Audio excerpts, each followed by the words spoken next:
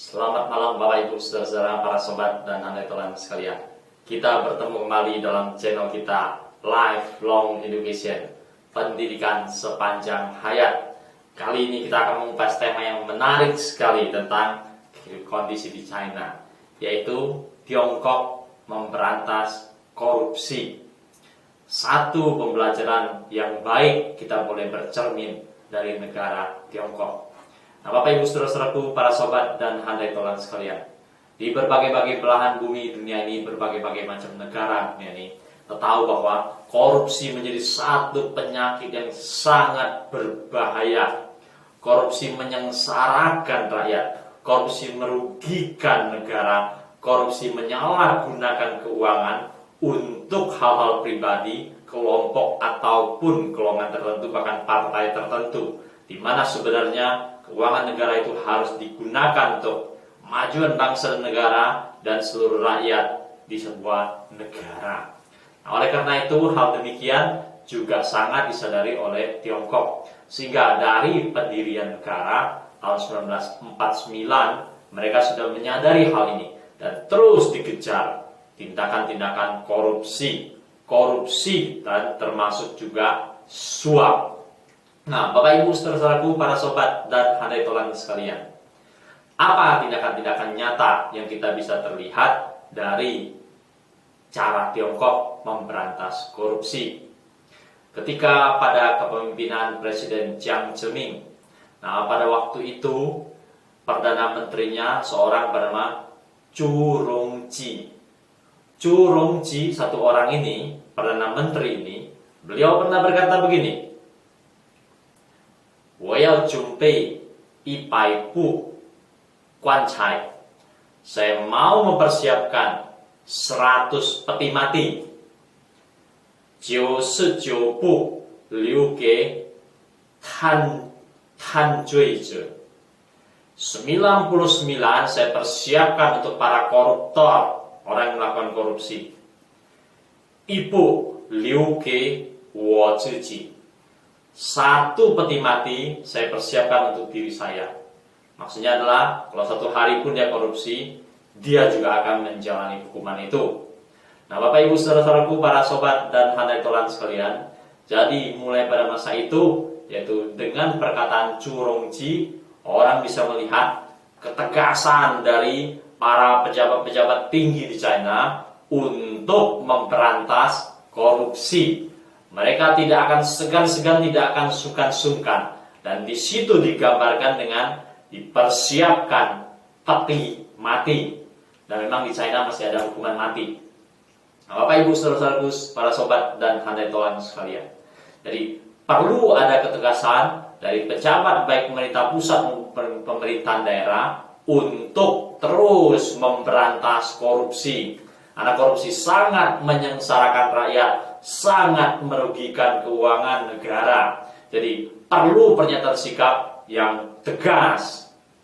Nah, Bapak Ibu Saudara-saudaraku, para sobat dan handai tolan sekalian, kita tahu juga bahwa di China seringkali bahwa tindakan-tindakan korupsi dan suap itu berakhir dengan hukuman mati.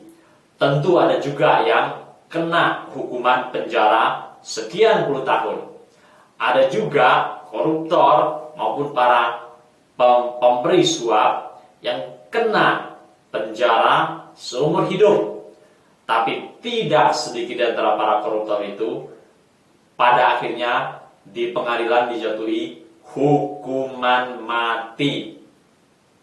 Nah, Bapak Ibu Saudara-saudaraku, para sobat dan handai tolan sekalian, China termasuk salah satu negara yang sangat keras dalam hal menjatuhkan hukuman mati. Dan orang-orang yang telah dijatuhi hukuman mati jarang sekali, hampir tidak pernah mendapatkan pengampunan ataupun mendapatkan pengurangan hukuman. Artinya apa? Para koruptor itu sekali dia jatuhi hukuman mati dan dia akan menjalani hukuman mati. Jadi hukuman yang tegas sekali, hukuman yang paling berat, hukuman yang paling tinggi dari semua macam kejahatan, dari semua bentuk hukuman, itu adalah hukuman mati. Dan tidak sedikit koruptor di China, mereka berujung dengan dijatuhi hukuman mati. Nah, negara Tiongkok jarang sekali, hampir tidak pernah memberikan pengurangan hukuman atau bahkan pengampunan. Nah, demikian tegasnya mereka dalam hal menindak korupsi.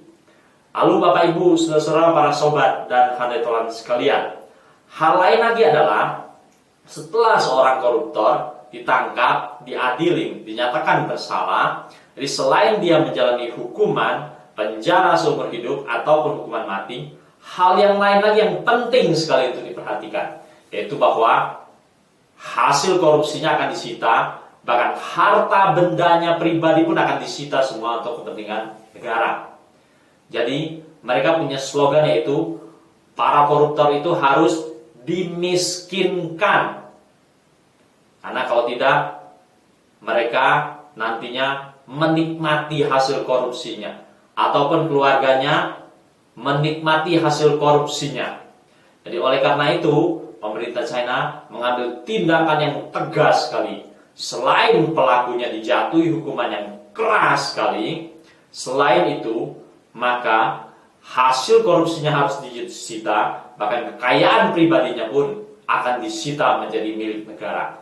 Ini baru bisa mengembalikan keuangan negara yang telah dikorupsi, disalahgunakan. Demikian pula halnya dengan suap menyuap.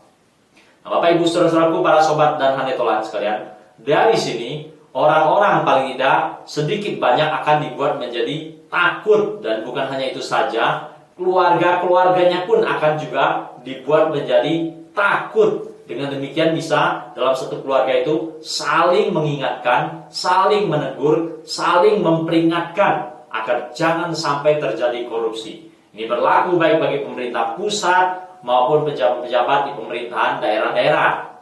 Nah, menarik sekali Bapak Ibu saudara-saudara sekalian, dengan poin-poin ini kita bisa belajar banyak sekali.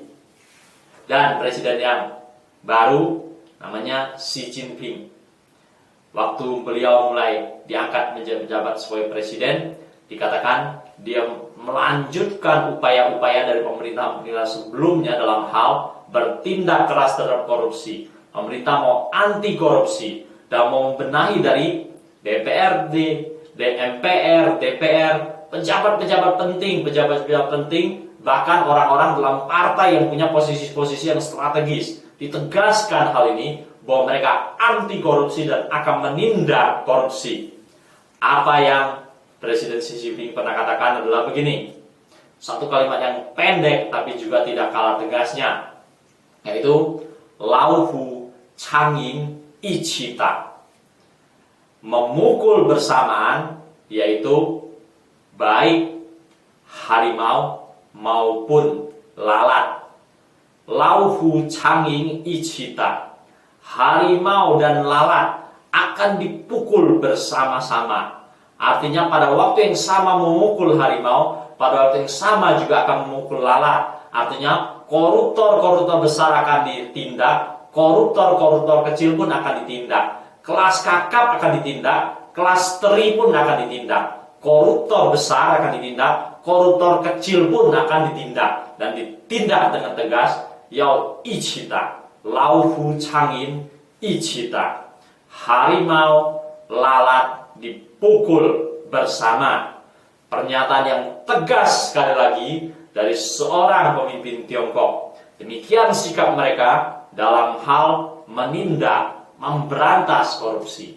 Nah, Bapak Ibu saudara-saudaraku, para sobat dan handetolan sekalian, dari beberapa poin ini kita bisa belajar dari negara China.